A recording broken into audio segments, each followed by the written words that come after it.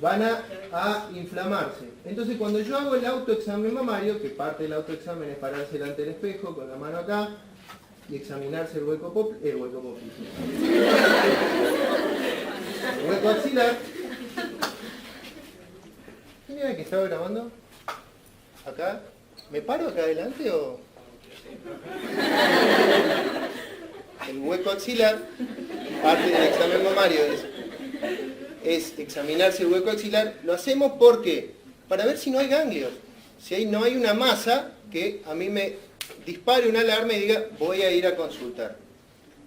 ¿Sí? Parte del examen mamario es conocer el hueco axilar. Entonces, también entiendan de que esto que ustedes ven como un objetivo para alcanzar otro objetivo que es tercer año, tiene aplicación en la vida real. ¿Sí? Tiene aplicación en la vida real.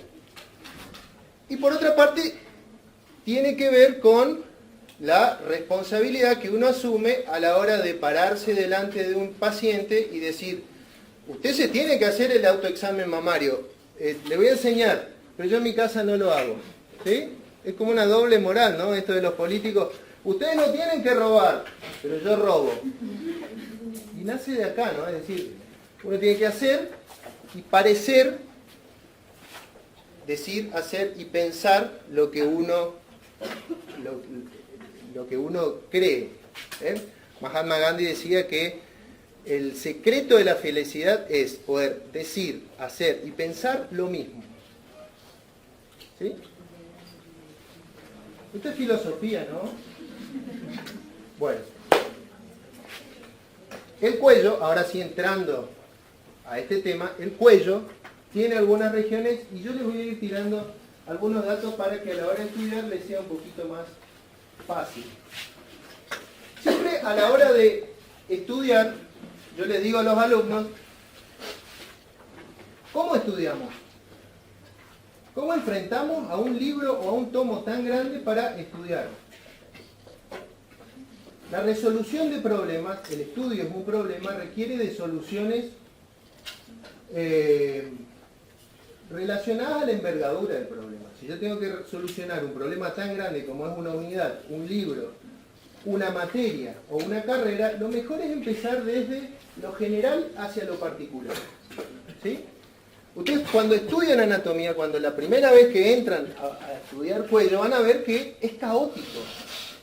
Los libros no te hacen un cuentito como si fuera Star Wars hace mucho tiempo en una lejana galaxia, ¿no? Sino que te empiezan a contar del nervio, de la vértebra, del agujero, de la arteria que cruza la vena, que cruza... Es caótico.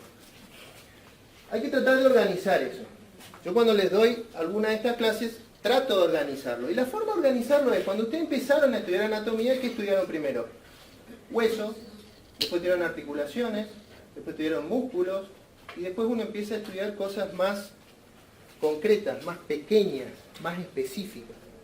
Es decir, empezamos a estudiar anatomía ya por marzo, de lo general, y ahora vamos a ir cada vez más hacia lo particular.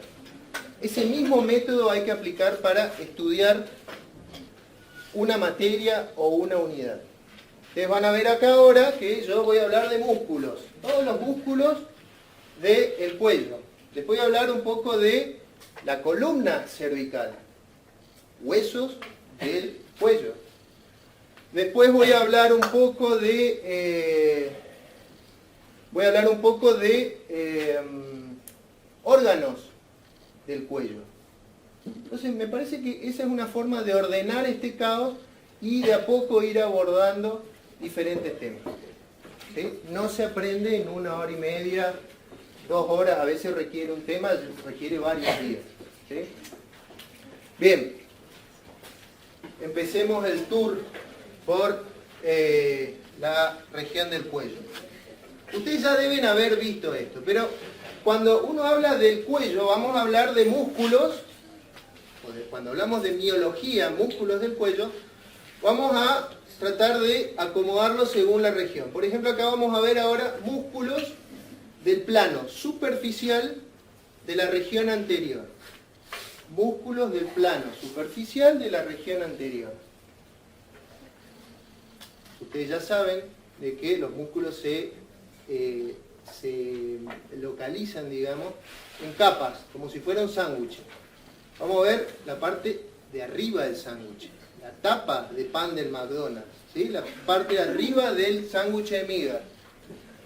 En la región anterior no tenemos muchos músculos, es bastante fácil. ¿Qué tenemos? El platisma, adelante, la región anterior, como si fuera, le dicen el músculo de la bufanda o del pañuelo acá en la región anterior del cuello, que fíjense va desde el borde inferior del maxilar inferior o de la mandíbula y se dirige hacia la región del tórax, insertándose en la clavícula, el manubrio esternal, el borde superior de la clavícula y tapando, como si fuera una bufanda, a todos los músculos de la región profunda o del plano profundo. ¿Sí? Básicamente eso. Básicamente eso. También vamos a encontrar cierta participación. Acá sacamos el platisma, o también denominado músculo cutáneo del cuello. Y vamos a encontrar en la región anterolateral a este músculo, que es el esternocleidomastoideo. ¿Sí? Músculo superficial de la región anterolateral del cuello, bilateral. Que el nombre lo dice, esternocleidomastoideo. ¿Dónde se inserta? En la región mastoides del hueso temporal. De ahí se dirige hacia abajo y se inserta, tiene dos sitios de inserción. Uno en el manubrio esternal, externo, y el otro en el borde superior de la clavícula, cleido. Esternocleidomastoideo. No externo con X, externo, de esternón. ¿Sí? Y esos dos músculos nos van a dar la región anterolateral del cuello, plano superficial.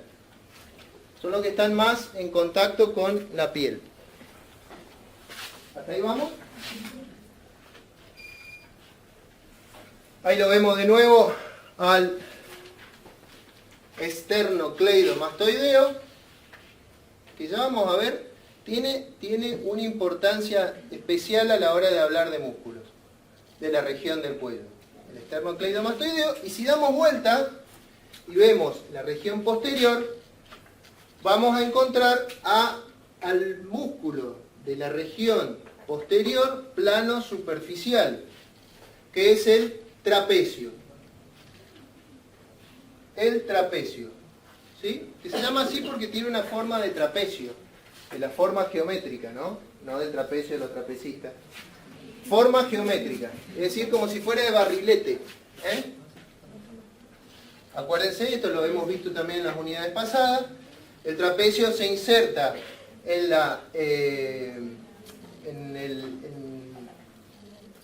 el pliegue nucal, o en el relieve nucal del hueso occipital, y de ahí se dirige hacia abajo, insertándose en el acromion del omóplato, ¿sí? En el borde externo del acromion, insertándose en las vértebras de la región torácica, ¿sí? Formando una forma de trapecio. Y no hay más. Son tres músculos que van a dar el plano superficial de la región del cuello, uno por delante, uno en la región lateral, también un poco en la parte anterior, y uno en la región posterior. Y ahí terminó. ¿Sí? ¿Eso nomás van a preguntar? No, tienen que saber inserciones, relaciones.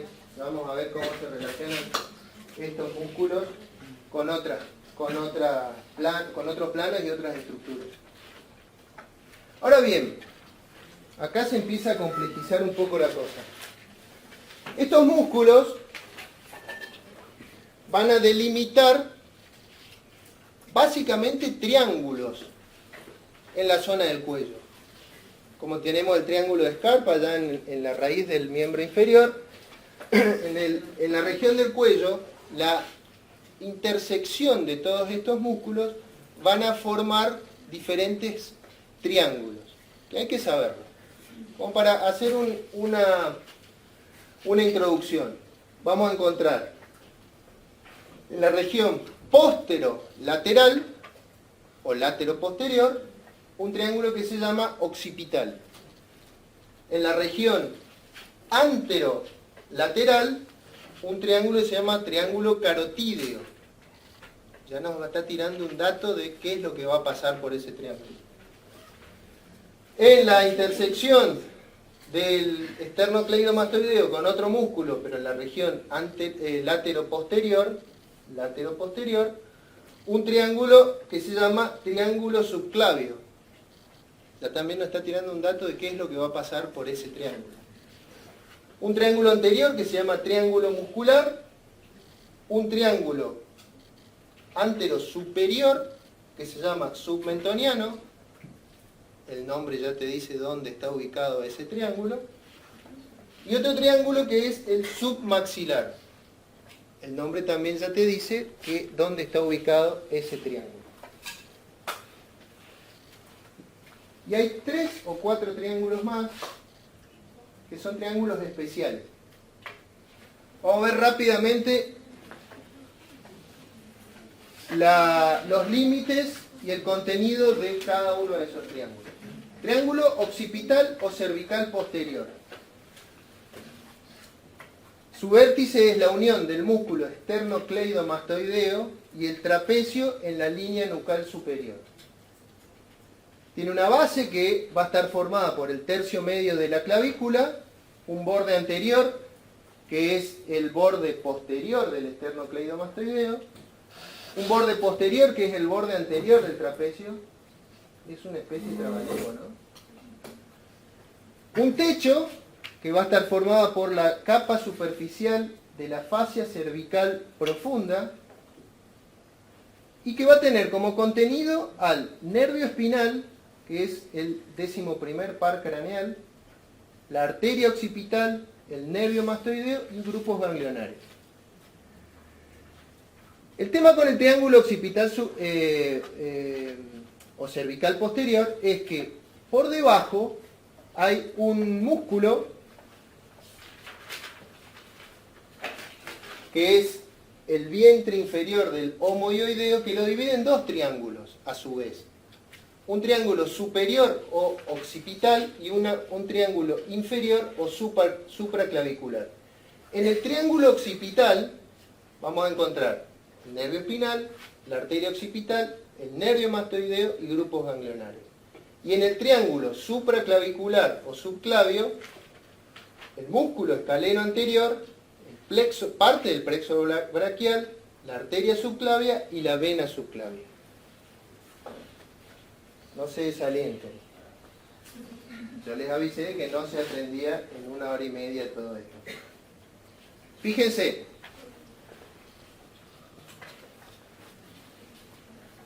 Todo esto es el triángulo cervical posterior.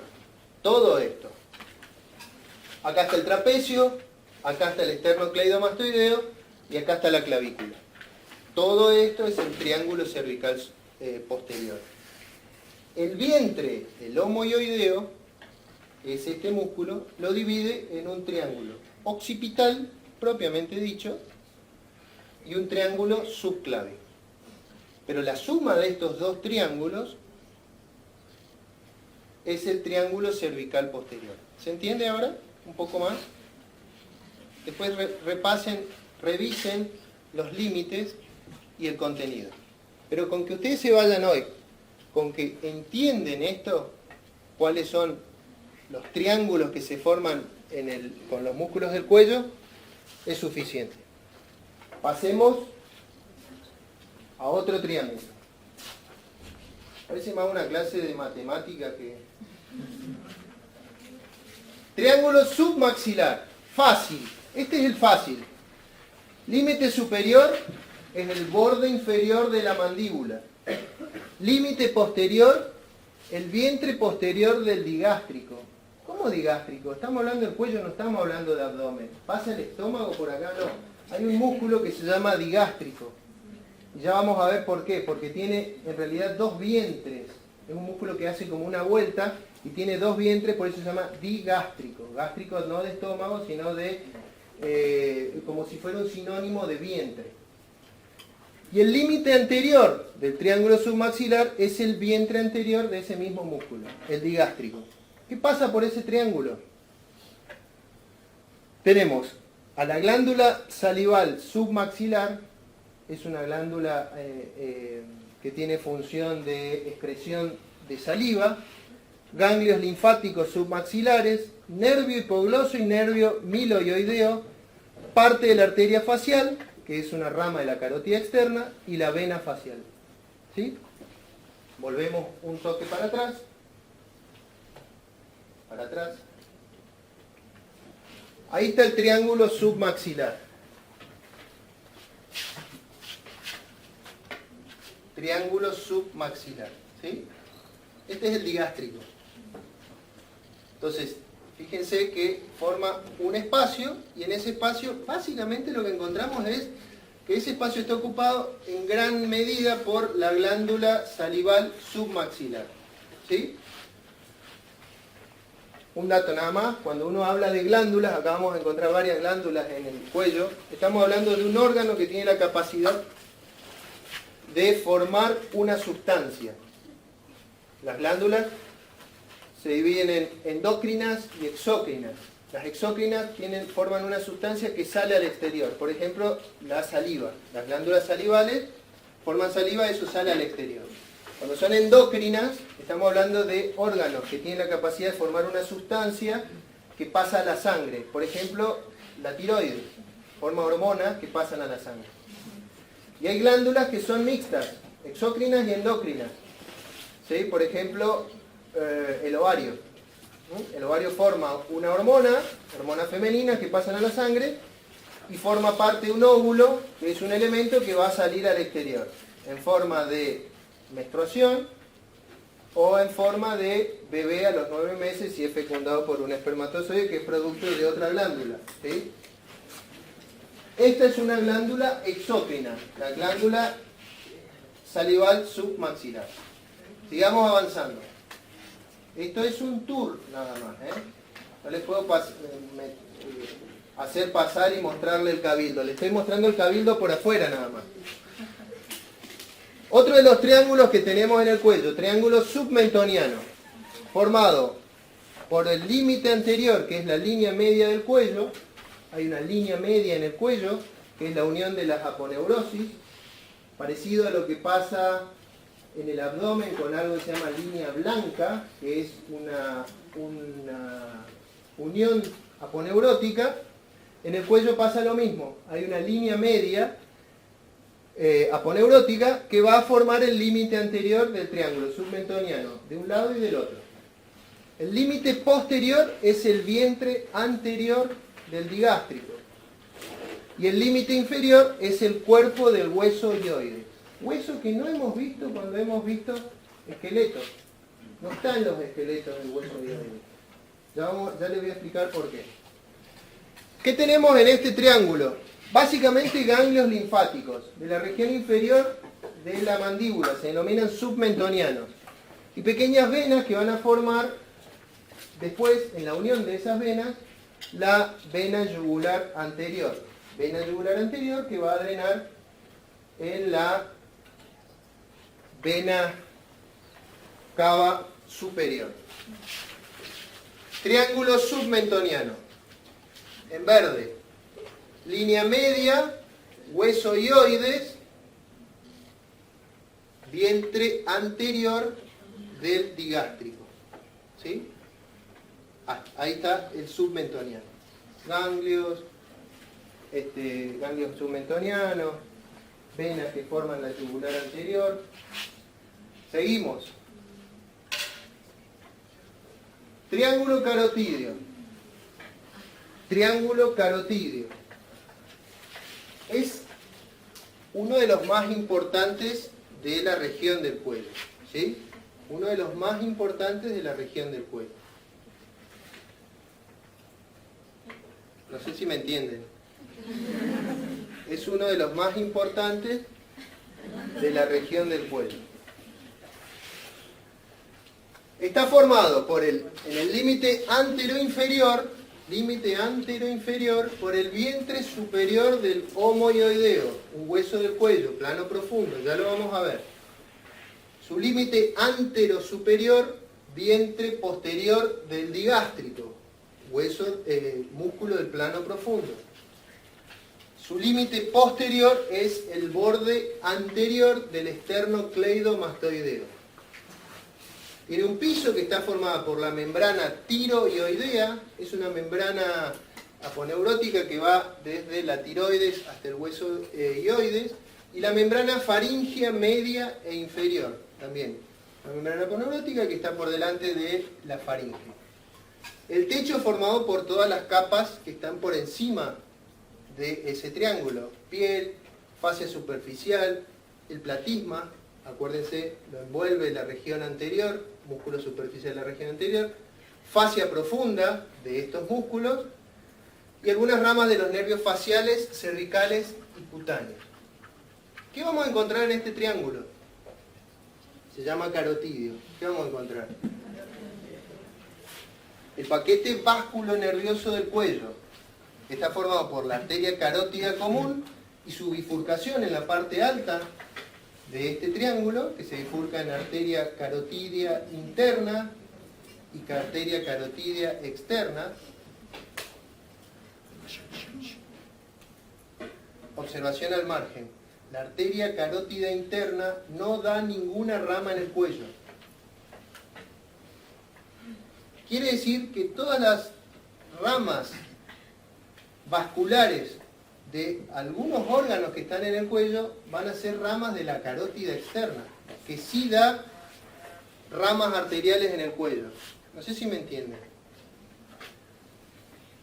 Arteria tiroidea superior. Irriga a la tiroides. ¿Rama de quién? Carótida externa. Si dicen carótida interna está mal, porque la carótida interna no da ni una rama en el cuello. Ni una. Pero a lo mejor una chiquita no da ni una. Pero a mí me parece que no hay ninguna. ¿Por qué? Porque la carótida interna es exclusiva irrigación cerebral. Lo vamos a ver mucho más adelante, pero para que ustedes tengan este concepto. Si ustedes no saben de quién es rama una arteria en el cuello, tírenle a la externa, por ahí le pegan. Por ahí desde la subclavia, pero nunca digan interna. ¿Sí? Paquete vasculonervioso del cuello, carótida común y su bifurcación, vena yugular profunda, es parte del paquete vasculonervioso, y el nervio vago o neumogástrico. No es el vago o el neumogástrico. Ah, son dos nervios, no, es dos formas de decir. Es Pepe o también le podemos decir José. ¿Sí? Vago o neumogástrico es el mismo nervio. Vamos a encontrar arteria tiroidea superior, rama de la carótida externa, arteria facial, arteria lingual, arteria occipital, arteria faríngea ascendente, vena tiroidea superior. Son todas ramas que nacen del paquete vasculonervioso o llegan al paquete vasculonervioso en esta zona. El par craneal 12, que es el nervio hipogloso. Ya vimos 3 pares craneales sin querer. El 10, el 11 y el 12. El 10 es el neumogástrico, vago. El 11 es el espinal o accesorio y el 12 es el nervio hipogloso. Hipogloso es porque va a la lengua. ¿Sí? Gloso es de lengua, viene de lengua. El asa cervical del plexo cervical parte del nervio espinal, que es el par 11, par craneal 11, nervio laríngeo superior, parte inferior de la faringe y parte superior de la laringe. Todo eso encontramos en el triángulo carotídeo, uno de los triángulos más importantes del cuello. Guiño, guiño. ¿Sí? Vamos a verlo ahí.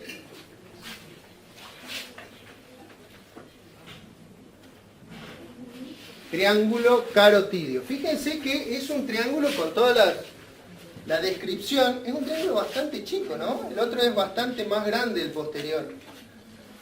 Es este. Y es este, cuando ustedes vean, porque vieron que ahora ustedes que estudian medicina le van a empezar a preguntar, Ah, che, vos que estudiás medicina, te salieron unas manchitas acá, ¿qué puede ser? No sé, todavía no lo vi yo, ¿no? Pero por ahí, aprendiendo algunas cosas, pueden empezar a tener idea de otras. Cuando ustedes vayan por ahí caminando y vean un tipo que tiene, un tipo o una señora, una persona, digamos, vean que tiene un tajo o una cicatriz en algún lado del cuello, fíjense que esa cicatriz, cuando es de una exploración carotídea, porque tuvo una ACV, tuvo una trombosis de la carótida, está en relación a ese triángulo. Lo van a ver por acá. ¿Por qué? Porque este es el lugar donde se explora, a la hora, donde se abre para explorar la carótida. ¿Sí? Cuando hay una obstrucción de las carótidas que pueden provocar accidente cerebrovascular por hipoflujo, es decir, disminuye el flujo de la carótida y va a dar un accidente cerebrovascular. ¿Alguien se anima a decir de qué lado va a dar una parálisis, una obstrucción de la carótida derecha? Izquierda. Izquierda. Qué loco, ¿no? Lo que es la anatomía. ¿No? ¿Por qué? Porque están cruzados, ¿sí? Va a dar un infarto, pónganle, en el hemisferio cerebral derecho, pero se va a expresar en la parte izquierda del cuerpo. Es decir, que si ustedes ven entrar un tipo así, ¿de qué lado le dio la ACV? Del derecho, del otro lado. Qué loco, ¿no? Entonces, ¿es por qué? Porque este triángulo es el que se explora a la hora de ir a tratar una patología carotídea. Es el triángulo carotídeo. Sigamos.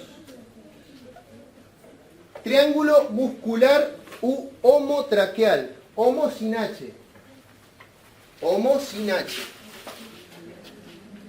Límite interno, línea media del cuello. Límite látero superior. Vientre superior del músculo homoioideo. ¿Vos le sacás foto a esto? Te dejo si querés el PowerPoint y después distribúyanlo, ¿sí? Límite látero inferior. Igual no le va a servir de nada porque esto no voy a preguntar. Límite látero inferior, borde anterior del esternocleidomastoideo, el techo formado por la piel, fascia superficial, platisma, fascia profunda y el contenido, músculo esternoioideo. Un tip. Fíjense que estos músculos, hay muchos que terminan ioideo, relacionado al hueso ioides. Y estos músculos te dicen de dónde a dónde va. Esternoioideo. Esternoioideo. ¿Del esternón al ioide? Sí, del esternón al ioide. Muy bien. Yo no dije nada. Músculo esternocleidomastoideo, paquete básculo nervioso del cuello, en la parte inferior. Nervio laríngeo recurrente. Que el nervio laríngeo recurrente lo voy a nombrar varias veces en el transcurso del teórico. Nervio laríngeo recurrente es una rama del nervio vago que se llama laríngeo recurrente porque baja a nivel del tórax, hace una vuelta y vuelve a subir. Como que repite el recorrido. Por eso se llama recurrente. Baja y después vuelve a subir. Y se llama laringio porque es el nervio que va a inervar a las cuerdas vocales en la laringe. ¿Sí? Laringio recurrente. Baja en el tórax, hace una vueltita y vuelve a subir por el mismo recorrido. Por eso se llama recurrente, como que vuelve a pasar. Tráquea, parte inferior de la laringe, glándula tiroides y el esófago por detrás de la tráquea.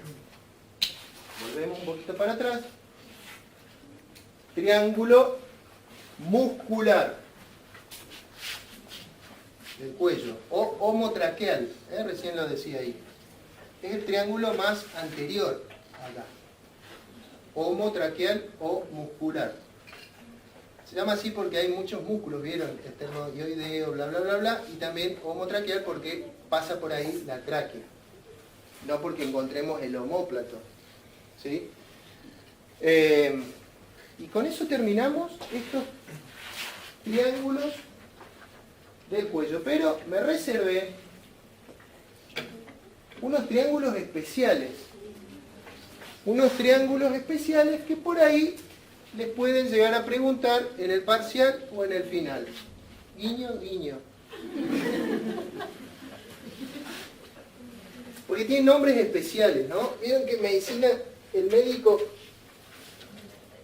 que descubre algo o que describe algo, lo premian poniéndole su apellido a esa zona, ¿no? Y es como que, entré al Olimpo de los médicos. Capaz que lo único que hizo en toda su carrera fue eso, y lo premiaron, ¿no? Y una vez se acuerda. ¿Para qué sirve? Acuérdense de esos nombres, ¿sí?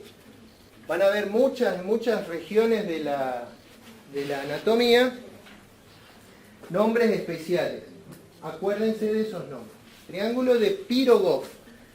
Es un pequeño triángulo, tan pequeño que miren, ni se ve ahí nada. Sus límites son el borde posterior del músculo miloioideo, el nervio hipogloso y el tendón intermedio del digástrico. ¿Y qué encontramos ahí? La arteria lingual. Ese pequeño triangulito que está acá, por ahí pasa la arteria lingual. ¿Sí?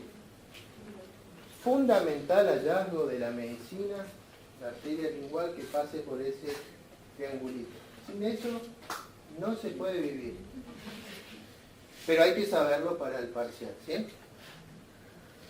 Después vino el doctor Becklar, que describió otro triángulo, celoso de Pirogov, ¿no?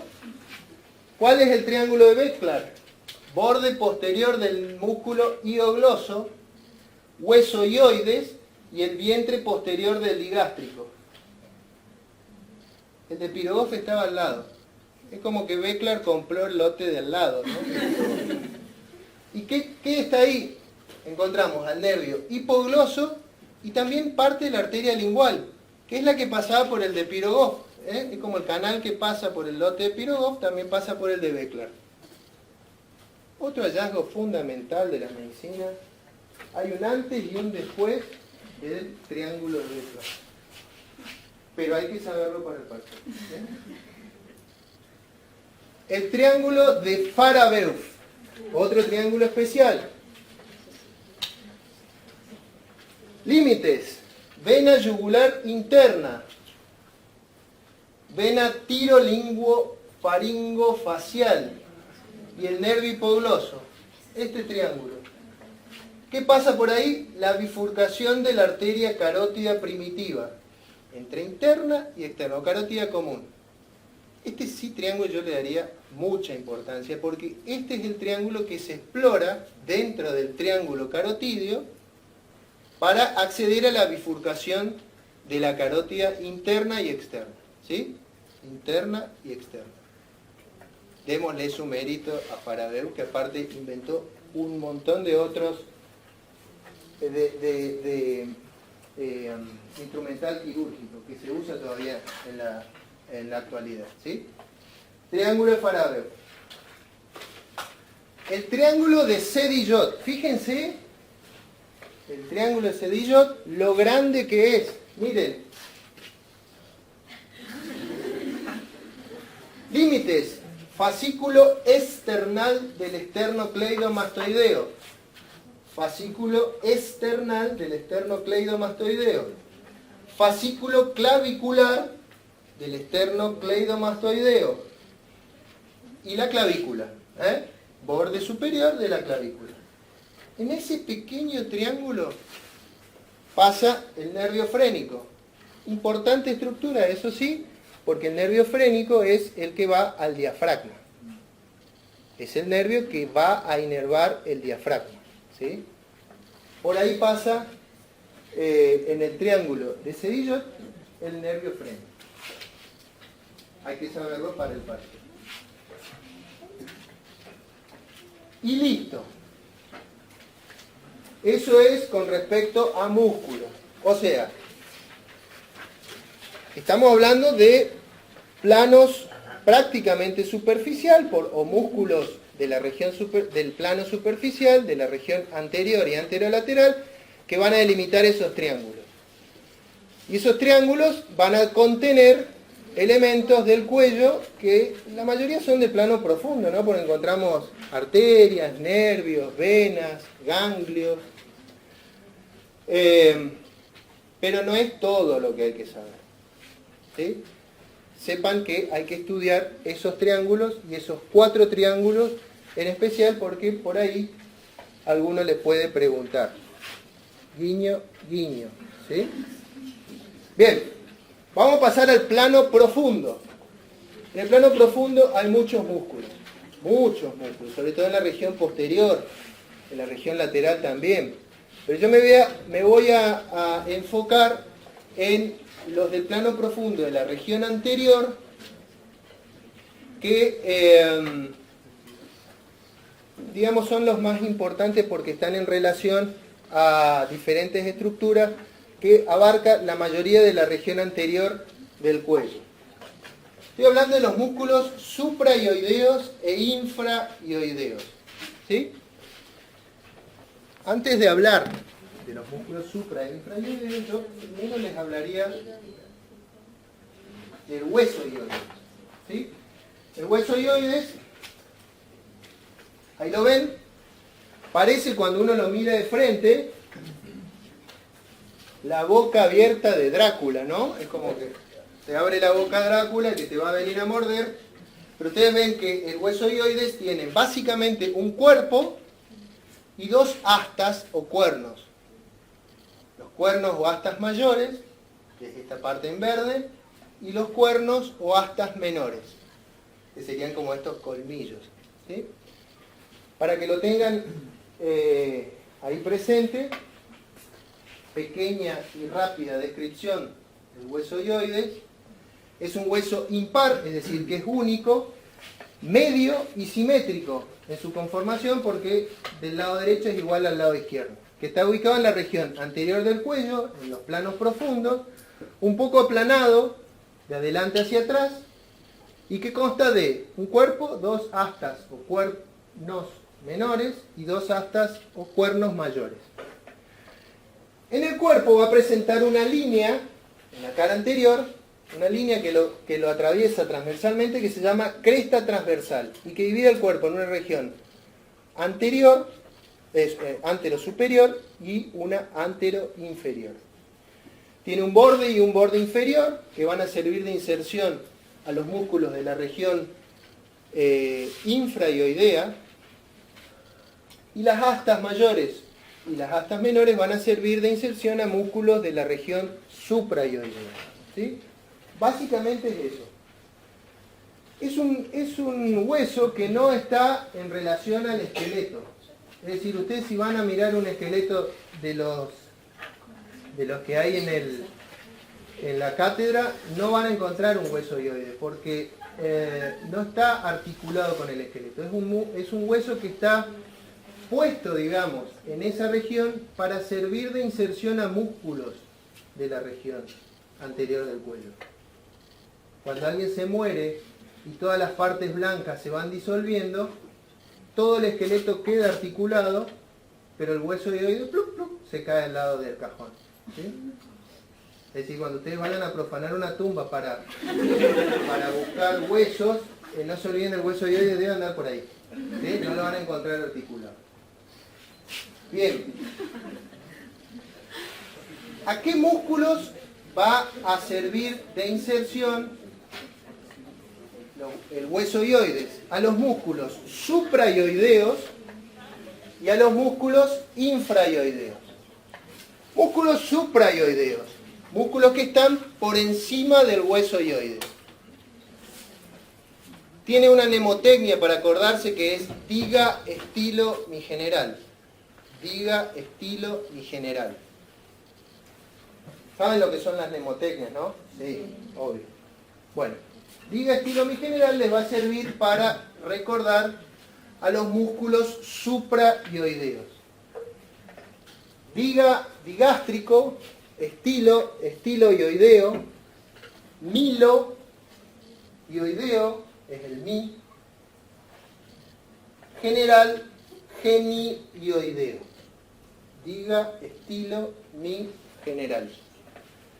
Diga, estilo, mi, general. Guiño, guiño. ¿Sí? Una sola recomendación. Cuando estudien la mnemotecnia con los músculos suprayoideos, apréndanse la mnemotecnia, pero no se aprendan solamente la mnemotecnia. ¿Sí? A veces uno va a preguntar, ¿músculos suprayoideos? Sí, diga estilo mi general. Muy bien. Descríbalo. No, es lo único que estudié.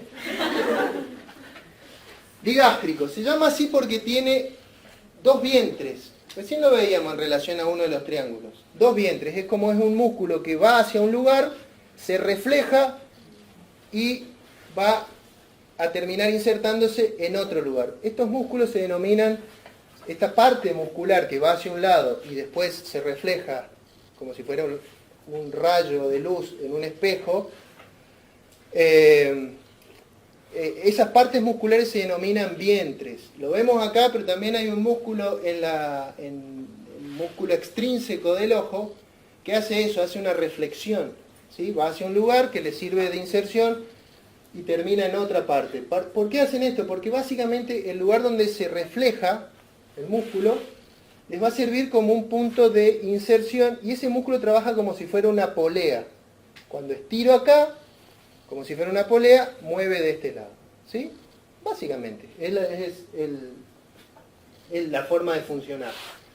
El digástrico tiene un vientre posterior o mastoideo, que se va a insertar en la mastoides, nace del guioides, va hacia la mastoides, y el vientre interior, que desde la mastoides se inserta en la fosita digástrica, que es una fosita, un huequito, que está por fuera de la sínfisis maxilar, en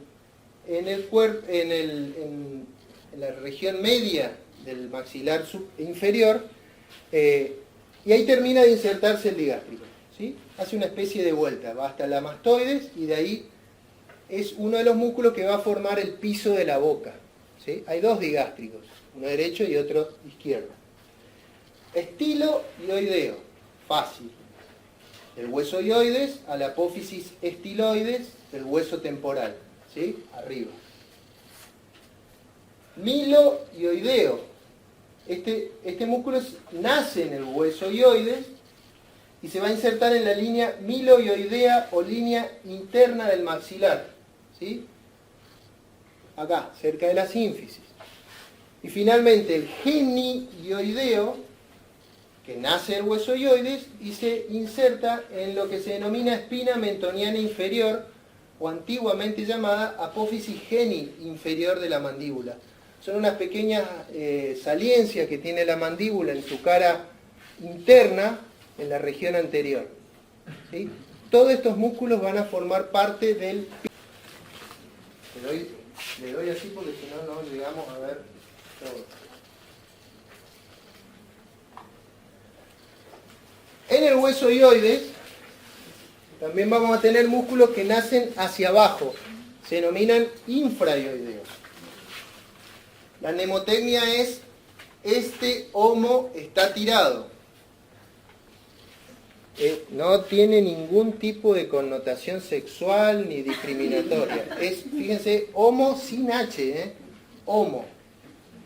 ¿Y qué músculos vamos a encontrar?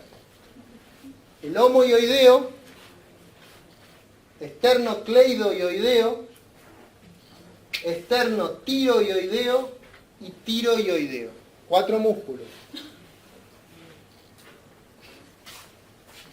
Fíjense que están todos por debajo del hueso ioides. Por debajo del hueso ioides. Infraioideo.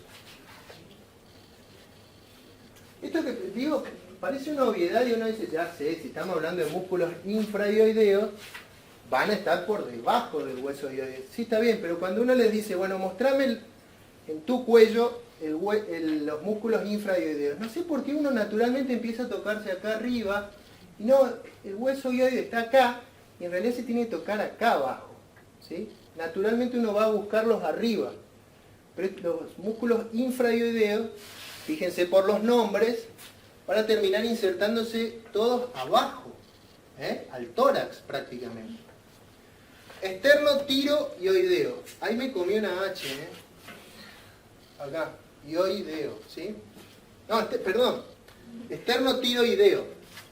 Se va a insertar en el primer cartílago costal, en el manubrio del esternón y en los dos tubérculos de la cara externa del cartílago tiroides y el cordón ligamentoso intertubercular. Es decir, va desde el esternón hasta la tiroides. ¿Hasta el órgano de la tiroides? No, el cartílago tiroides de la laringe. El cartílago tiroides de la laringe. En ese trayecto va a también insertarse parte en el hueso ioides. Aunque en el nombre no lo diga, esternotiroideo. Va del esternón al cartílago tiroides. Homoioideo. Este va desde el omóplato. ¿El omóplato en la espalda? Sí, el omóplato en la espalda. No el omóplato del pecho. Si no hay otro. ¿Sí? El omóplato. Va desde el borde superior de la escápula, por dentro de la escotadura coracoidea. ¿Se acuerdan la apófisis coracoide, que es como un dedo que sale de la escápula por acá, que sirve de inserción al bíceps y al córaco braquial? Guiño, guiño. Hay algo que se llama coracoide que sirve de inserción a algo que se llama bíceps y algo que se llama córaco braquial, sí. Al lado de la apófisis coracoide hay una escotadura y de esa escotadura del vientre, del borde superior, va a salir este músculo que va a terminar insertándose en el asta mayor del hueso ioides. Es decir que como que lo atraviesa desde atrás hasta el cuello. Homoioideo. Esternocleidoioideo. Esternocleidoioideo. Esternón, clavícula y ioides. Esternocleidoioideo. Se inserta cara posterior de la clavícula, cara posterior del ligamento externo-clavicular, mitad lateral del manubrio esternal, primer cartílago costal, o sea, todo por acá, y termina en el borde inferior del hueso ioides, del cuerpo del hueso ioides. Y el tiroioideo va desde el cartílago tiroides de la laringe y se va a insertar en el asta mayor y en el cuerpo del hueso ioides. ¿Sí? Este homo está, ahí se quedaron cortos, ¿no? Está significa esternocleidoioideo. Y el tiroioideo, está tirado. ¿Sí? Recuerden, es una visita turística al cuello, ¿no? Más. Bueno, hueso ioides ya lo vimos. Es un músculo que sirve de inserción muscular, básicamente. Columna cervical. Esto ya lo vieron. Un rápido repaso. La columna cervical, bueno, ya lo vieron esto, ¿no? Básicamente, esto le van a tomar algunas cosas, así que les sirva de repaso. Todas las vértebras básicamente tienen las mismas partes. Un cuerpo, una apófisis transversa, no dos apófisis transversas. Una apófisis articular, una lámina y un pedículo. ¿Sí? Esto lo podemos usar como si fuera repaso. El cuerpo de las vértebras cervicales básicamente es alargado transversalmente y presenta a cada lado de las apófisis transversas algo que se llama foramen vertebral, que no lo tienen las vértebras de otras regiones, porque por ese foramen vertebral van a pasar los vasos vertebrales, que son ramas, sobre todo la arteria vertebral es rama de la subclavia, y que la arteria vertebral atraviesa esos forámenes y se mete por el agujero occipital y termina irrigando parte del cerebro, junto con la carótida interna. ¿Sí? La carótida interna, recién yo les decía eso, sirve para irrigar el cerebro. Y también las arterias vertebrales. Las arterias vertebrales, cuando ingresan al cráneo, se unen y forman algo que se llama arteria basilar, que está en relación al Vacilar con B larga, no con B corta como el vacilar, de dudar. Es una arteria que duda, no, es una arteria que pasa por la base del cráneo, por eso se llama vacilar. Y se va a terminar uniendo con la carótida en un complejo arterial en la base del cráneo que se llama polígono de Willis y que va a servir para irrigar, de ahí nacen todas las ramas que van a irrigar al cerebro y al encéfalo en realidad. Esa arteria vertebral pasa por ese foramen vertebral. Ese foramen vertebral no lo vamos a encontrar en otras vértebras. Es decir, que si ustedes le tiran una vértebra en el parcial, fíjense si tiene foramen vertebral. Si tiene foramen vertebral es cervical. ¿Sí? Si no lo tiene, probablemente sea vértebra de otra región. Las apófisis transversas de las vértebras cervicales como característica es que se unen al cuerpo vertebral y que van a tener este foramen vertebral. ¿Sí? Ahí, en la unión de la apófisis con el cuerpo. Es decir, es una apófisis que en vez de terminar por un solo punto unida al cuerpo vertebral, termina en dos puntos, dejando un espacio para que pase la arteria vertebral por ahí. La apófisis articular, bueno, son 4, en esto se parece a la mayoría de las vértebras de la columna, tiene 2 apófisis articulares superiores y 2 inferiores. La apófisis espinosa es corta y se dirige hacia abajo, en general, cuando uno la pone a la vértebra, la apófisis espinosa está para abajo y a veces tiene una bifurcación en la punta. Y la lámina, bueno, esto es característico de todas las vértebras o de la mayoría de las vértebras, va a unir la apófisis espinosa con la apófisis transversa. Y el pedículo, la apófisis transversa con el cuerpo vertebral. ¿Sí? Eso también es pregunta de examen. Así que estudienlo porque es importante. Niño. Esa es una vértebra cervical. Fíjense. Agujero vertebral. Apófisis espinosa terminada en bífida. Y cuando uno la mira de costado, la apófisis espinosa está un poco dirigida hacia abajo. Me olvidé de decirle que el agujero vertebral tiene una forma triangular, básicamente. Pero esto es medio inespecífico. No se guíen por eso a la hora de tratar de identificar una vértebra, porque tiene variaciones. ¿Sí? Por ahí puede ser más redondita, más triangular, es muy subjetivo. Pero los otros elementos en general están. Hay 2 vértebras particulares, que son el atlas y la segunda vértebra, que es el axis. Esto ustedes ya lo conocen, que básicamente el atlas es una vértebra que no tiene cuerpo vertebral, ¿no? Es una vértebra que tiene 2 arcos, anterior y posterior, y 2 masas laterales. Fíjense, que también tienen un agujero vertebral, que las masas laterales tienen en su cara superior 2 espacios o 2 fosas que se denominan glenoideas para permitir la articulación con los cóndilos del hueso occipital, y dan esa articulación que se llama bicondilia y que permite básicamente los movimientos del cráneo sobre la columna vertebral. Y los 2 arcos, anterior y arco posterior. ¿Sí?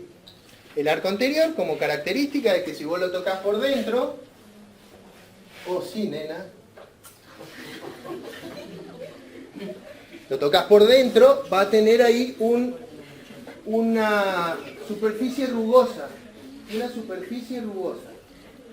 Y hago énfasis en tocarlo porque no se ve, hay que tocarlo. Esa superficie rugosa sirve de articulación con el diente del axis, con la apófisis odontoide del axis. Hay que tocarlo para identificarlo, no se ve. La segunda vértebra cervical es el axis. El axis es también una vértebra especial que difiere de la mayoría de las otras vértebras porque esta sí tiene un cuerpo, pero este cuerpo tiene una apófisis que digamos, se extiende en lo vertical y que se denomina diente o apófisis odontoide. Esa apófisis va a permitir su articulación con esta zona rugosa, fosa posterior del arco anterior del atlas, para articularse y permitir los movimientos de rotación del cráneo sobre la columna vertebral. ¿Sí? Ahí está. Como característica, este cuerpo odontoide tiene en su región posterior también una fosa. También una fosa. ¿Para qué sirve esa fosa? Bueno, recuerden que hay algo que se llama complejo ligamentario cruciforme, guiño, guiño, que va a dejar su impronta en esa apófisis. Esa impronta del ligamento transverso del complejo ligamentario cruciforme es lo que deja en la apófisis odontoide. ¿Sí?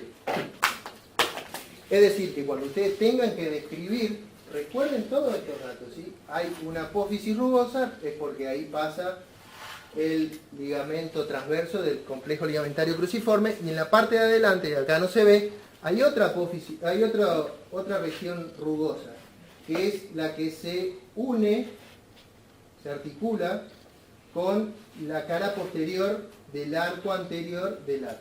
¿Sí? Es un trabalengua. Vamos a entrar a la parte visceral del cuello. Como una introducción, yo les decía al principio de la clase que el cuello tiene o es una región de transición entre el cráneo y el tórax. Cráneo y tórax. Fíjense que usted, como característica de la anatomía, como característica, yo le diría, constante, es que si ustedes piensan en los órganos más importantes de la anatomía, están todas protegidas por hueso, ¿no? Si uno piensa en el encéfalo, por ejemplo, está protegido dentro del cráneo. Si uno piensa en la médula espinal, está protegida dentro de la columna vertebral. Si uno piensa en... Estoy hablando de órganos casi fundamentales para la vida, ¿no? ¿Cuál es el órgano más importante del cuerpo humano? Y el corazón, sí, bueno, pero el cerebro, ¿no? Bueno, pues también los pulmones, ¿no? El corazón y los pulmones están protegidos dentro también de huesos. El tórax es una jaula, y ¿por qué es así? Porque protege órganos nobles, fundamentales. Después tenemos otra región que es la pelvis. Uno dice, bueno, pero ¿qué órganos tenés que sean fundamentales para la vida? Y bueno, yo les podría decir que el útero. Y usted podría decir, no, el útero no es fundamental para la vida, porque yo tengo a mi abuela que la operaron del útero, le sacaron y sigue viviendo. Sí, pero no es fundamental para la vida de la abuela, es fundamental para la vida de la especie. Que te cambia un poquito la idea, que si vos fuera un órgano como el útero, como es el apéndice, que lo operás, lo sacás y no pasa nada, si vos sacás todos los úteros de todos los que van naciendo, la especie corre peligro. Entonces por eso es que también el útero está dentro de una cavidad ósea que hasta las fases más avanzadas del embarazo está protegida por esa pelvis. ¿Sí? Por eso básicamente es que tenemos la protección de órganos a través de estructuras óseas en diferentes regiones de la anatomía. ¿Y por qué los testículos estarían tan expuestos?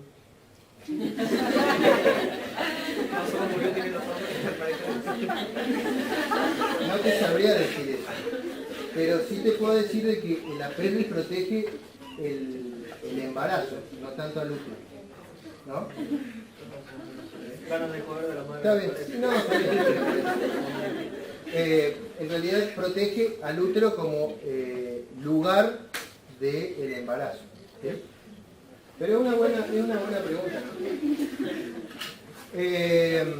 lo que les quiero decir con esto es de que si uno quiere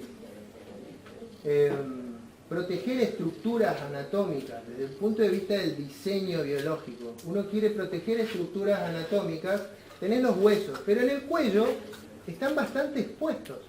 Vos decís, la laringe está expuesta, la tráquea es prácticamente superficial. Si ustedes se tocan la parte inferior del cuello, casi entrando al tórax, la tráquea está ahí, está piel, platisma, y prácticamente tenés ahí la tráquea. Está muy expuesta. El esófago, bueno, está un poquito más protegida, está por detrás de la tráquea. La faringe, un poco por arriba, también por detrás de todo lo que es parte del aparato respiratorio.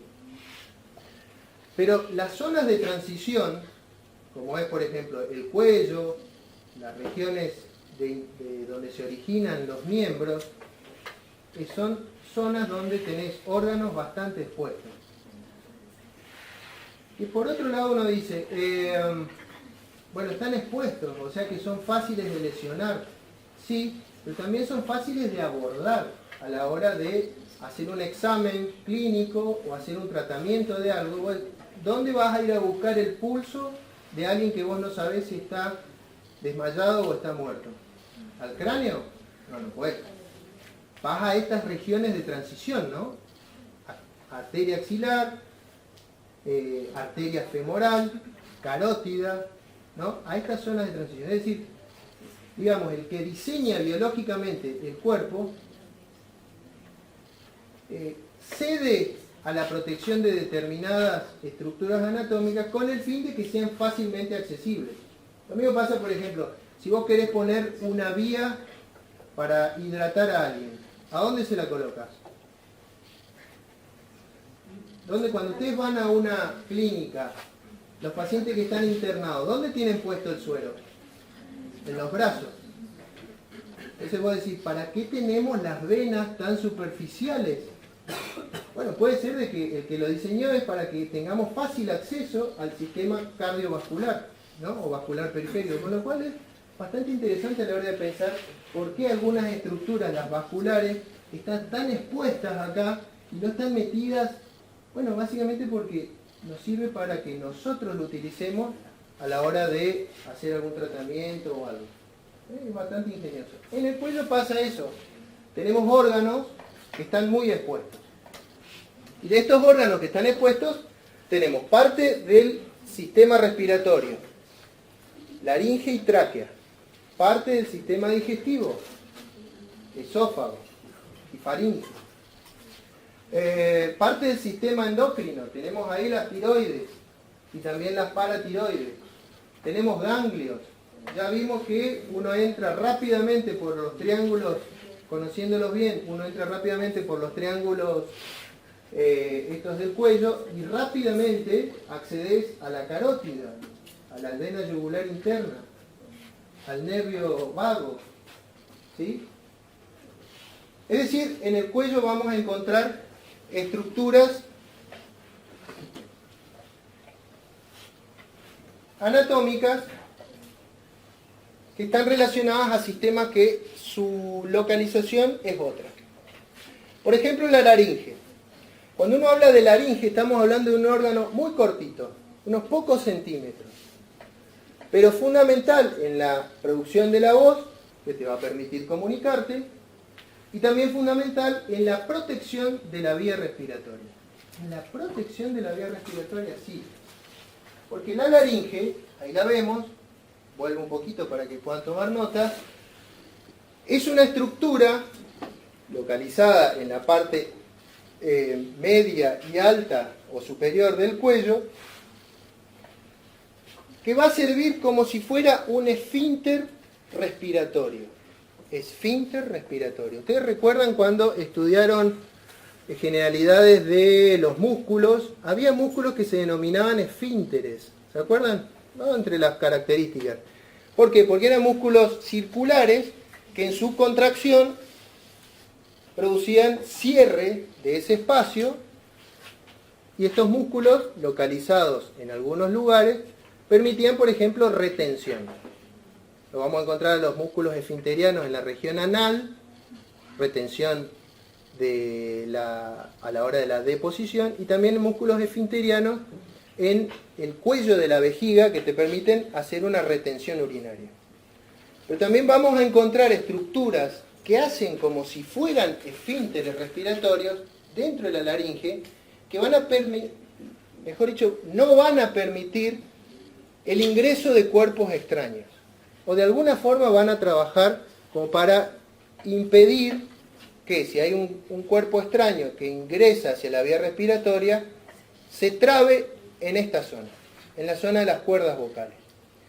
¿Sí? Cuando hablamos de la laringe estamos hablando de un órgano básicamente cartilaginoso formado por 9 cartílagos. 2 cartílagos aritenoides, 2 cartílagos cuneiformes, 2 cartílagos corniculados, un cartílago tiroides, ya lo nombramos cuando hablaba de músculos supraioideos, un cartílago cricoides y una epiglotis. De todos estos cartílagos, el más grande es el cartílago tiroides. El cartílago tiroides. Y el segundo en tamaño es el cricoides, que son los dos que se pueden palpar en la zona alta del cuello. ¿Sí? Básicamente la laringe mide 5 centímetros de longitud, está a la altura de la C3, C4 y C5 más o menos, y dentro va a presentar 2 músculos que tienen forma de membrana, que son las mal denominadas cuerdas vocales. En realidad se llaman membranas vocales. Cuando pasa el aire por ahí, produce una vibración, la laringe actúa como una caja de resonancia y es lo que permite la formación de la voz. Y es en este lugar donde, si ustedes por ahí pueden ver algún video, las membranas vocales, cuando uno respira, se mueven de esta forma. Y que en ese lugar se produce como si fuera un esfínter de protección del aparato respiratorio. Si ingresa un cuerpo extraño, va a quedar atrapado ahí. No va a llegar hasta abajo.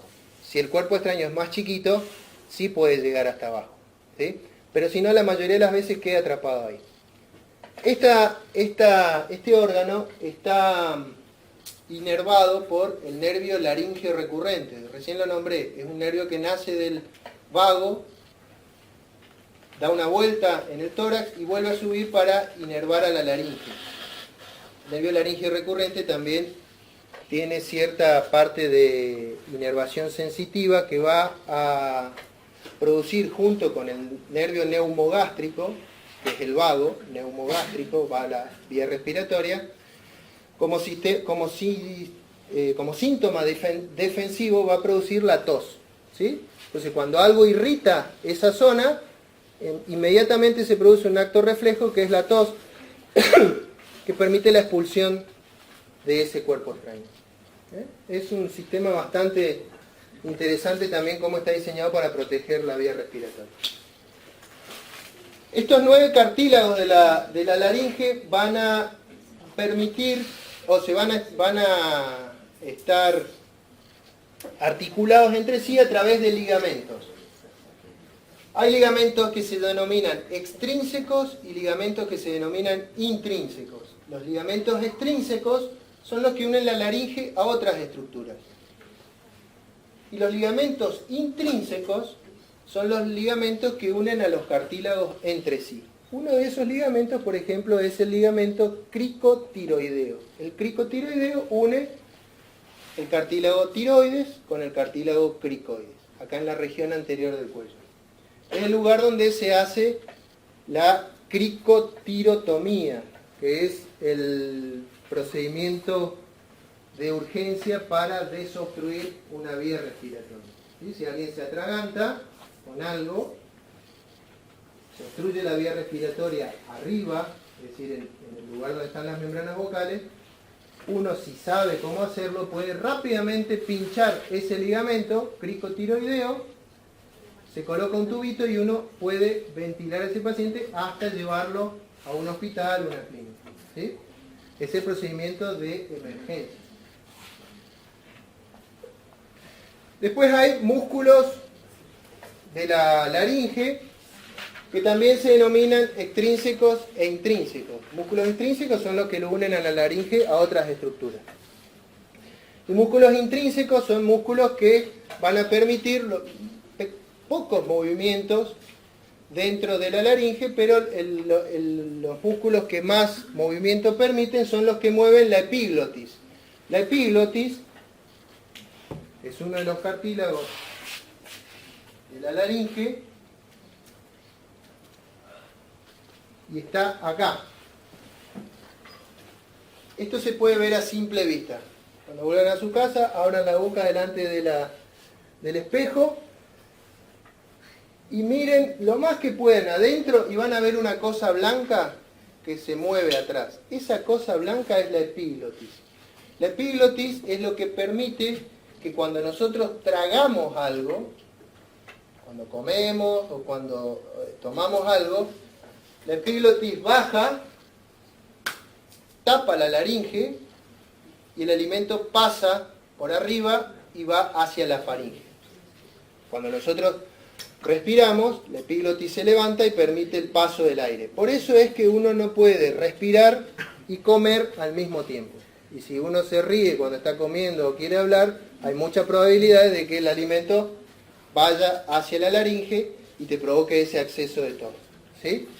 Pero es un movimiento coordinado. Cuando se activa la lengua, se activa para producir los movimientos deglutorios, la epiglotis se tapa. Hay muchos pacientes que por ahí, por algún trastorno neurológico, tienen descoordinación de esto, entonces se produce la broncoaspiración, es que pasa alimento o líquido hacia la vía respiratoria y le provoca infecciones a repetición. En estos pacientes a veces hay que hacer algunos tratamientos quirúrgicos para alimentarlo, porque permanentemente, si uno lo quiere alimentar por acá arriba, se broncoaspira, ¿sí? Sobre todo ancianos, pacientes que han tenido accidentes cerebrovasculares, etc. Bueno, ahí estaba. Esto era lo que yo hablaba de los músculos intrínsecos de la laringe. Fíjense, estas son las membranas vocales. Cuando uno habla, esto se mueve así. Y esto es lo que permite la defensa del aparato respiratorio, del sistema respiratorio. Bien, sigamos. Cuando uno opera tiroides, por ejemplo, una de las cosas que más hay que tener cuidado es la lesión de los nervios laringeos recurrentes que pasan ahí cerca de la tiroides. ¿Por qué? Porque la lesión de los nervios laringeos recurrentes, cuando uno corta el nervio, que tiene el tamaño como si fuera una cuerda de guitarra, muy finito, si uno lo corta, produce parálisis de la cuerda vocal, de la membrana vocal de ese lado. Por ejemplo, yo lesiono, cuando estoy operando una tiroides, lesiono el laringeo recurrente del lado izquierdo, se va a paralizar la membrana vocal del lado izquierdo. ¿Sí? Esto va a producir un cambio en la voz. Los pacientes, como esa membrana vocal está paralizada, la otra es la que vibra en el momento de hablar, entonces tiene un tono distinto. Me dice, bueno, pero cambias la voz. No me gustaba la que tenía antes. En realidad es un problema porque más allá de lo estético, qué sé yo no soy cantante de ópera, así que... Porque la parálisis de la membrana vocal, que les mostraba recién,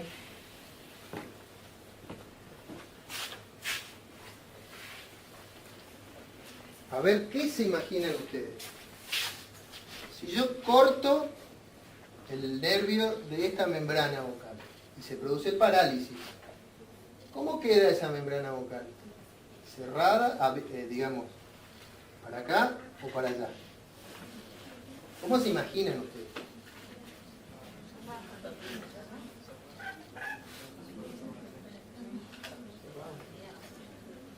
Cerrada así.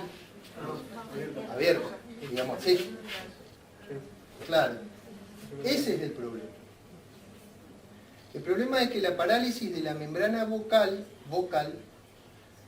no es que quede abierto como una persiana que uno dice, ay, se me cortó la cosa para levantar la persiana y se me quedó arriba y entra toda la luz. No. La parálisis la deja la membrana así. O sea que te tapa el diámetro de la luz de la laringe en un 50%. ¿Sí?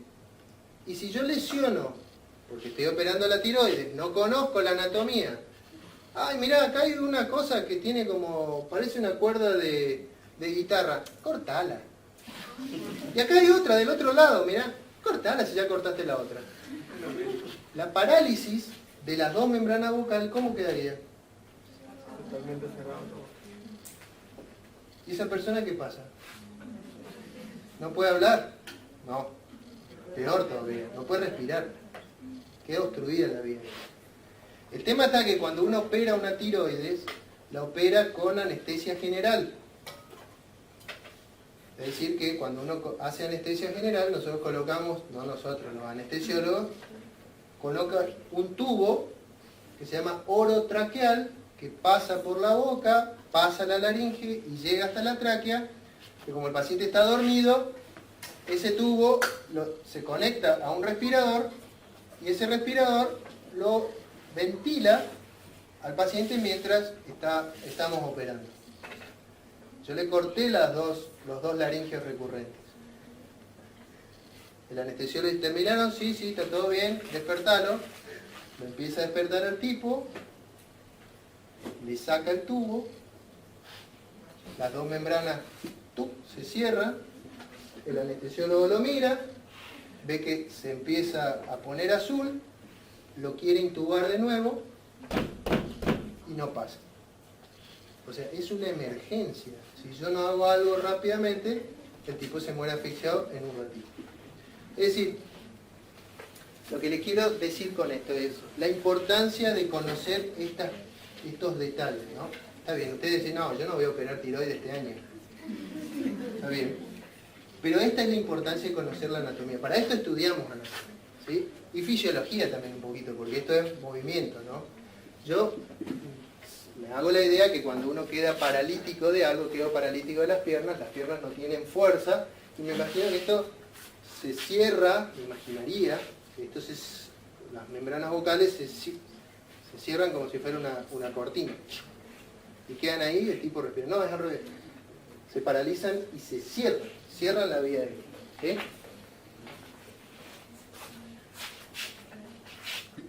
Bien.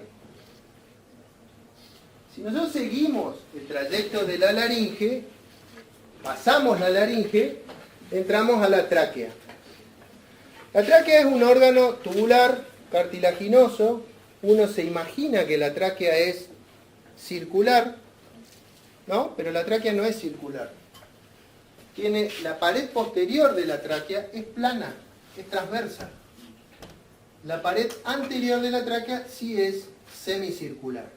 Es decir, no es un círculo perfecto, sino que es con la pared posterior plana. ¿Sí? Es un órgano cuya única función, digamos, y con único no quiero desmerecer, es decir, lo único que hace es transportar el aire, ¿no? Está formada por anillos cartilaginosos, de cartílago, y también tiene músculo liso. En poco porcentaje dentro de la conformación de su pared. Pero a medida que la tráquea avanza, después se va a dividir en el tórax en bronquios, estos bronquios van a ingresar a los pulmones y se van a seguir subdividiendo como si fueran las ramas de un árbol.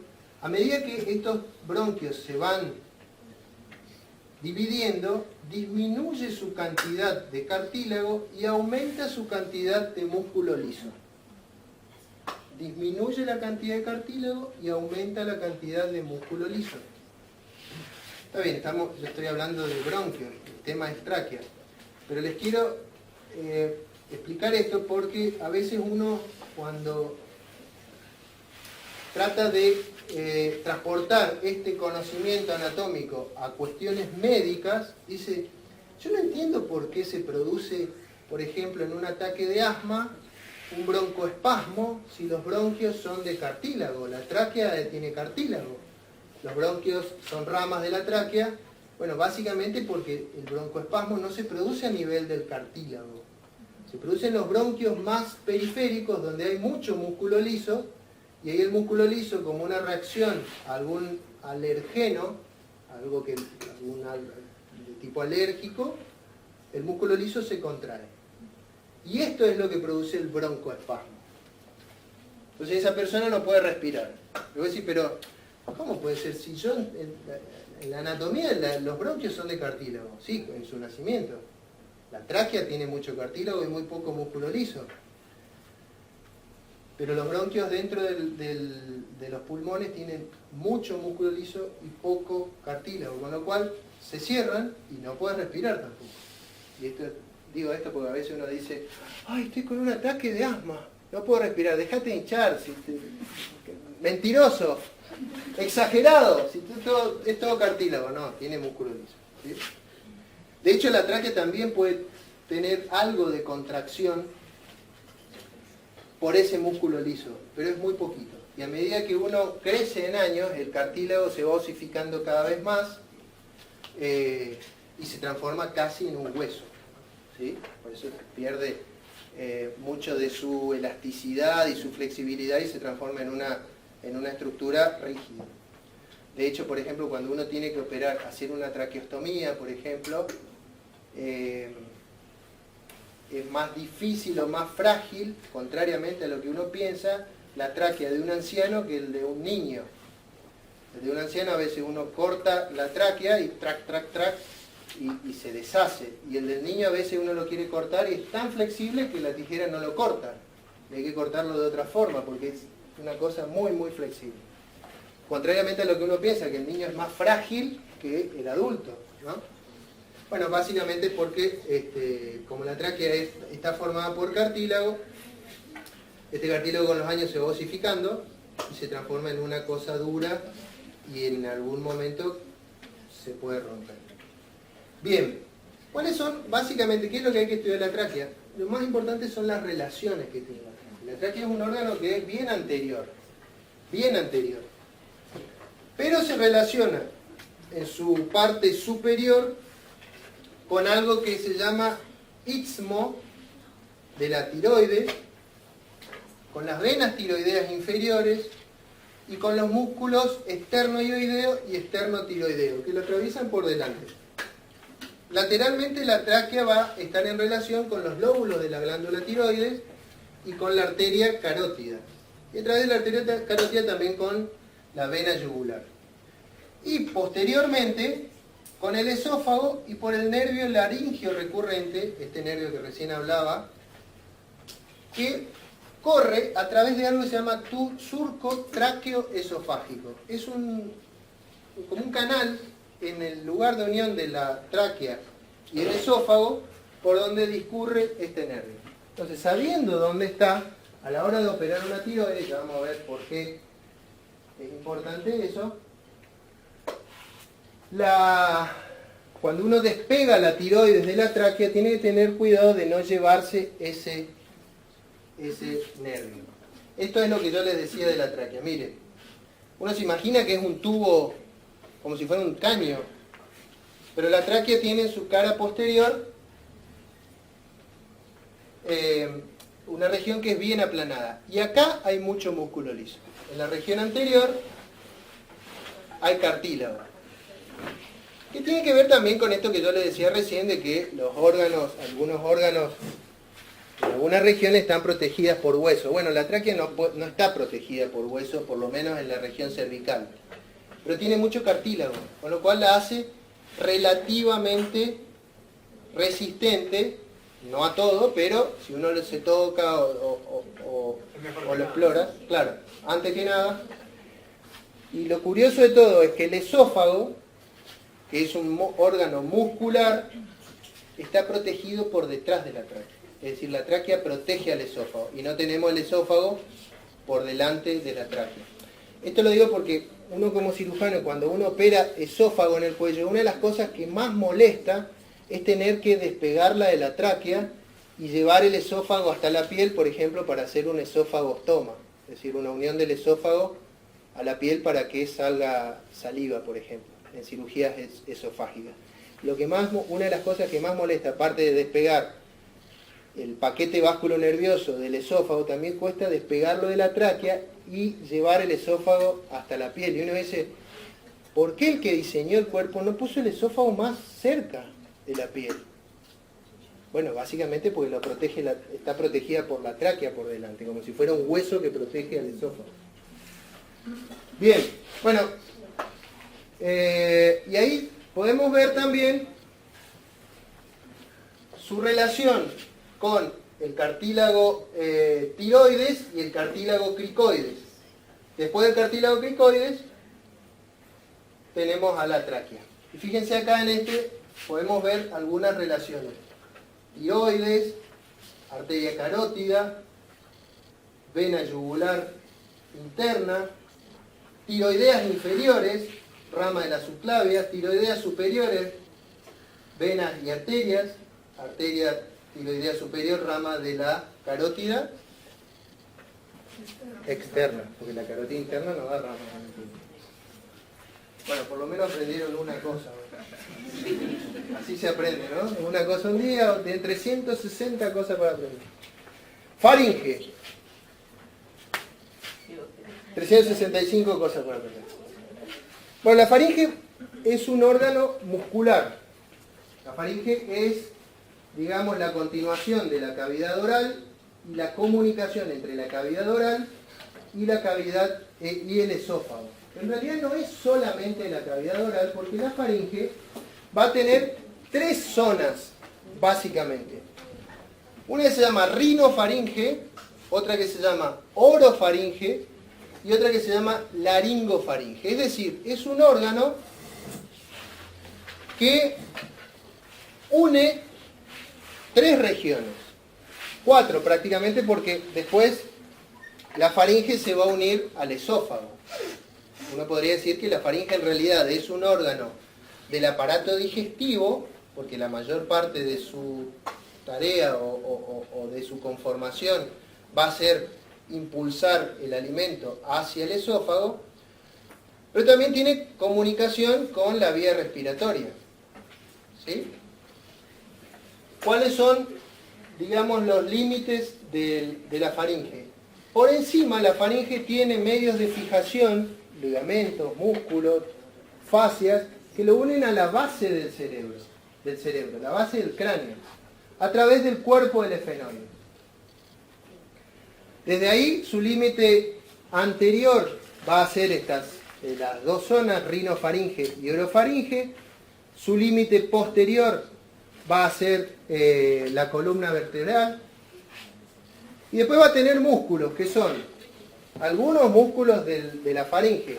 Tensor del paladar, elevador del paladar, constrictor faríngeo superior, medio e inferior, estilo faríngeo, cricotiroideo, pálato faríngeo, salpingo faríngeo, estilo grosso.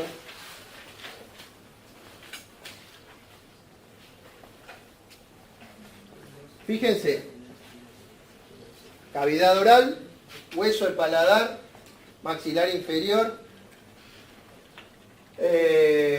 cavidad olfatoria.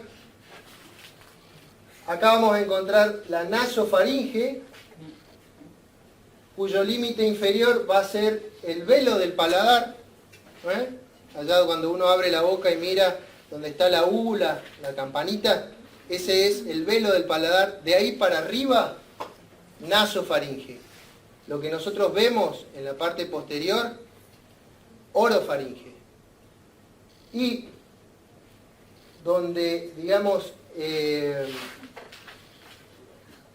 está la raíz de la base de la lengua, vamos a encontrar la laringofaringe, que es el lugar de bifurcación. Después la faringe se va a continuar con el esófago. Este es el lugar, esta es la epiglotis, y acá es donde va a permitir, cuando nosotros tragamos, la epiglotis va a tapar la entrada a la vía aérea, la laringe, y el alimento va a pasar hacia el esófago. ¿Sí? Esto es lo que explica por qué cuando uno come y se ríe, tira comida por la nariz. ¿No? No sé por qué. Y bueno, básicamente es por eso. Esto también es lo que explica cuando ustedes vayan a alguna clínica, a algún hospital, a algún sanatorio y vayan a ver un paciente, a lo mejor van a encontrar un paciente con un tubo por la nariz que le sale contenido gástrico. Es decir, ¿cómo llega? Bueno, básicamente porque uno lo mete, esos tubos se llaman sondas nasogástricas, y lo entra por acá y lo lleva hasta el estómago. Y dicen, ¿cómo llega? ¿Cómo sabes que llega hasta el estómago?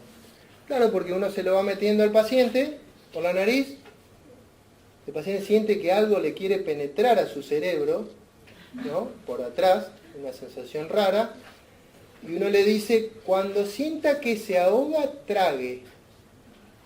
Cuando sienta que se ahoga, porque la sonda se está metiendo en la laringe, trague. Entonces cuando ese paciente traga, la epiglotis empuja la sonda hacia el esófago. Cuando uno ve, o cuando vos le estás colocando la sonda, ves que de golpe el paciente no sigue empujando, pues se está yendo a la laringe, ¿no? Por eso es que tose. Lo retirás un poquito, le decís trague, o le da un poquito de agua, trague agua. Entonces cuando uno siente que traga, el movimiento del glutorio, ahí lo empuja y de golpe empezó a pasar y el tipo no tiene tos, es porque se metió a la vía digestiva, ¿sí? Y esa sonda tiene más o menos son 40 centímetros, 45 centímetros, un poquito más, y ahí ya entra al estómago. Entonces uno lo va midiendo. ¿Cómo sabés que llegó al estómago?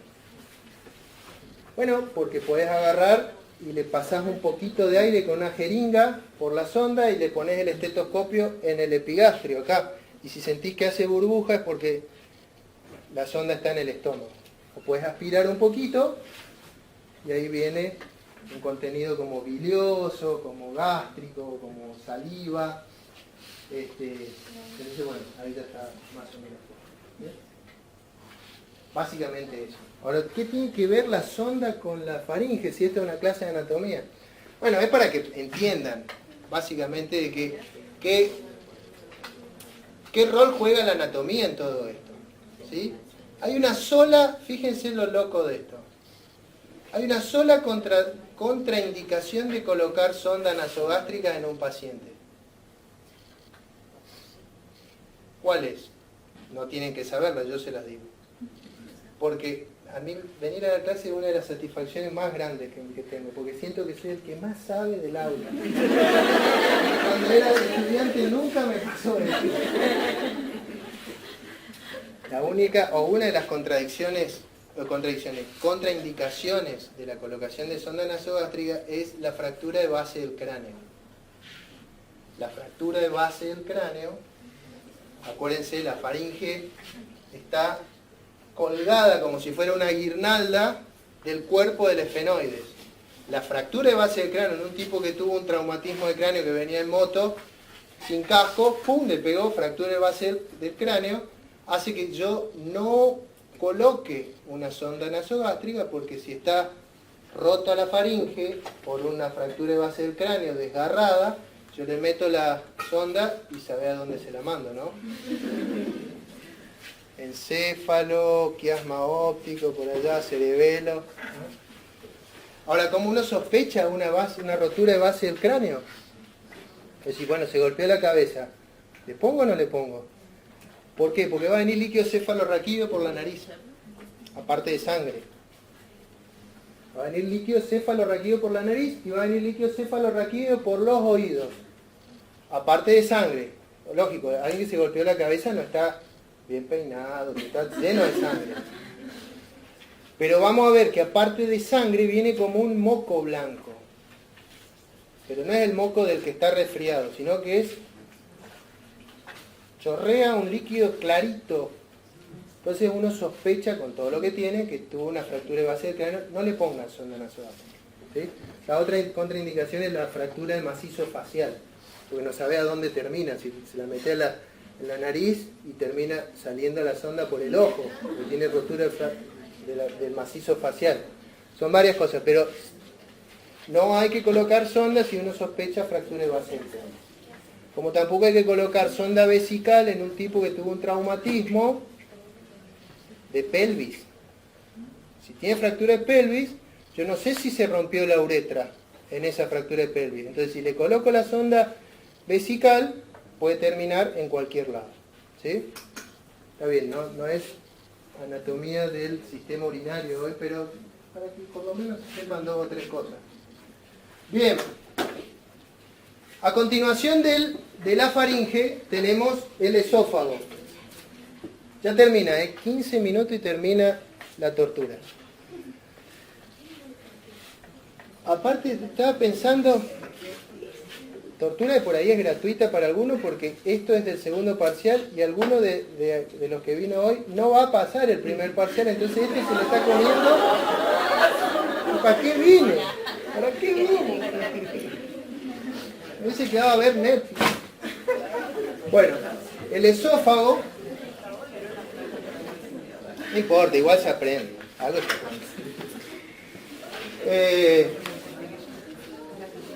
Es un tubo muscular igual que la faringe.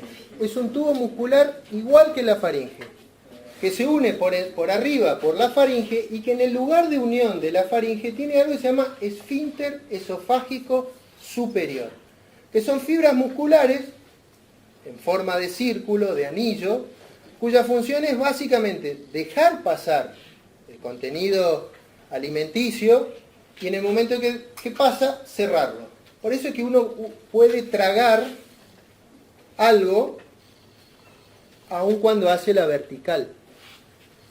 ¿Sí? Si el esfínter esofágico superior y el inferior es más bien fisiológico.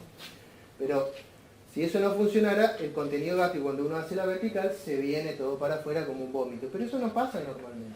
¿Sí? De hecho, es una de las cosas que favorece a que el hombre pueda estar en gravedad cero, moviéndose y no ande vomitando todo la nave. Entonces tenemos un esfínter esofágico superior en la unión con la faringe que cierra el esófago en el momento de que pasa el alimento. No es el único músculo, porque también vamos a encontrar músculos extrínsecos que unen el esófago a diferentes estructuras, estamos hablando de la parte posterior prácticamente del cuello en contacto con los cuerpos vertebrales cervicales y el esófago está en contacto con los cuerpos vertebrales de la región cervical, entonces tiene ligamentos y músculos que lo unen. Esos son músculos extrínsecos. Y los músculos intrínsecos que están dentro de la pared del esófago lo que hacen es producir movimientos peristálticos para progresar el alimento. ¿Sí? Hay músculos que son circulares y músculos que son longitudinales. Estos músculos, cuando trabajan en forma coordinada, lo que hacen es impulsar el contenido. También favorecido por la fuerza de la gravedad, ¿no? Es decir, uno cuando come, digamos, lo hace sentado, salvo que estén en la nave. Entonces, fíjense, cuerpos vertebrales. Por delante de los cuerpos vertebrales hay una fascia que se llama fascia longitudinal anterior, que en realidad es una fascia aponeurótica muscular que permite la unión, o digamos, la fijación de todos estos órganos a la parte de la columna vertebral. Y por delante de eso está el esófago. Por delante del esófago, laringe y tráquea. ¿Sí? Y fíjense, después tenemos los músculos de la región profunda, superficial, grasa y piel. Es decir, acá el esófago en su parte superior se va a unir con la faringe, va a atravesar toda la región cervical, ingresa al tórax, en el tórax atraviesa todo el tórax, atraviesa el diafragma y desemboca en el estómago 3 o 4 centímetros después que atraviesa el diafragma. Es decir, el esófago es uno de los órganos que en realidad atraviesa 3 regiones anatómicas: el cuello, el tórax y el abdomen. ¿Sí? Su relación, una de las relaciones más importantes que tiene es, aparte con la tráquea por delante, con el nervio laríngeo recurrente, rama del nervio vago, y con algunas ramas del nervio vago que lo inervan. ¿Sí? El esófago está irrigado por las arterias esofágicas superior, que es una rama de la tiroidea inferior, rama de la arteria subclavia. No mucho más.